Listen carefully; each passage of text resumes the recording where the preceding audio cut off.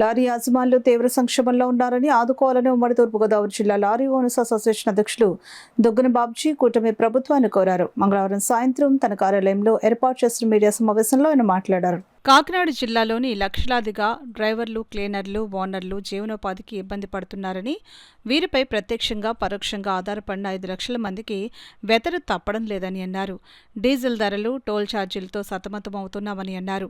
అప్పుల్లోకి వెళ్లిన లారీ యజమానులు గత ప్రభుత్వంలో పెంచిన గ్రీన్ ట్యాక్స్ చెల్లించలేక బకాయిలు పడ్డారని, జరిమానాలు కట్టలేని పరిస్థితి ఉందని, కూటమి ప్రభుత్వం వీటిని రద్దు చేయాలని డిమాండ్ చేశారు. వెస్ట్ బెంగాల్ బండి మా ఆంధ్రాకి వస్తుంది. ఆ వెస్ట్ బెంగాల్లో వాళ్ళకున్న యూనియన్ బలం ప్రకారంగా 1,50,000 కిరాయికి మన ఆంధ్రప్రదేశ్కి వస్తుంది. అలాగే రిటర్న్ వెళ్ళేటప్పుడు కూడా ఒక 50,000 కేసుకి వెళ్ళిపోవడం జరుగుతుంది.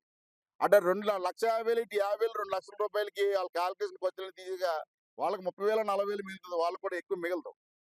అలాగే మేము కూడా యూనియన్ ఉంది కాబట్టి మేము ₹1,00,000 కిరాయి వేసుకెళ్ళి అటు నుంచి 50,000 తీసుకొస్తాం. ఇవన్నీ తీగా మేము కూడా మాకు కూడా 30,000 మిగులుతుంది.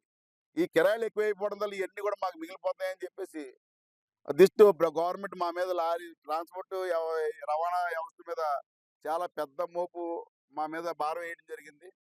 ఈ కొత్త ప్రభుత్వం వచ్చిన తర్వాత చంద్రబాబు నాయుడు గారు చాలా సీనియర్ మోస్ట్ కాబట్టి యూనియన్ల మీద కూడా అవగాహన ఉంది కాబట్టి గతంలో లారీ యూనియన్లు కూడా స్ట్రైక్ అంటే చాలా బలంగా చేస్తారని చెప్పి చంద్రబాబు నాయుడు గారు సీనియర్ మీద ఆయన కూడా అన్ని దీని మీద చాలా ఇబ్బందులు స్టేట్ నాయకులతో కూర్చునే పరిస్థితులు కూడా చాలా సార్లు ఉన్నాయి.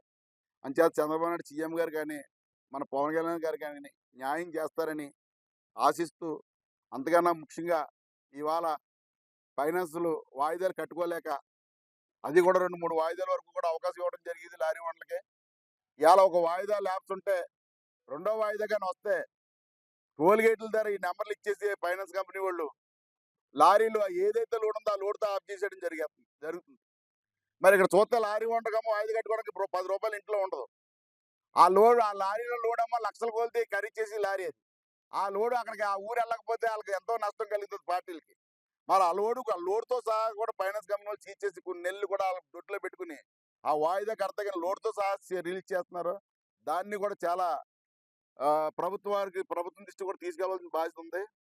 అదే కాకుండా ఇవాళ ఫైనాన్స్ వాయిదాలు కట్టుకోలేక సుమారు రేపు మొన్న ఈ కిరాయిలు లేక లోడ్లు సరిగా లేక దగ్గర 4 లారీ ఓనర్లు గడ్డి మందు తాగి చచ్చిపోవడం జరిగింది. గడ్డి మందు అంటే తాగేటప్పుడే తెలుసా మనిషికి గడ్డి మందు తాగితే మనం బతకమని. వేరే మందు సేవల మందు ఇంకో మందు తాగితే బతుకుతామని తెలుసు.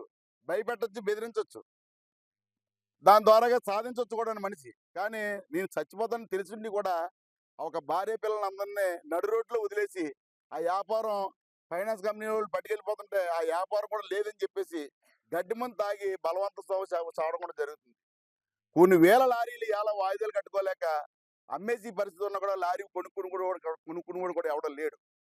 అందుచేత దయచేసి ఇది మా ఆకలి బాధలన్నీ కూడా మా మా మా బాధలన్నీ కూడా కలెక్టర్ గారు అయినా మాకు తండ్రి లాంటారు. అలాగే పార్టీలు కూడా మాకు దైవంతో సమానం.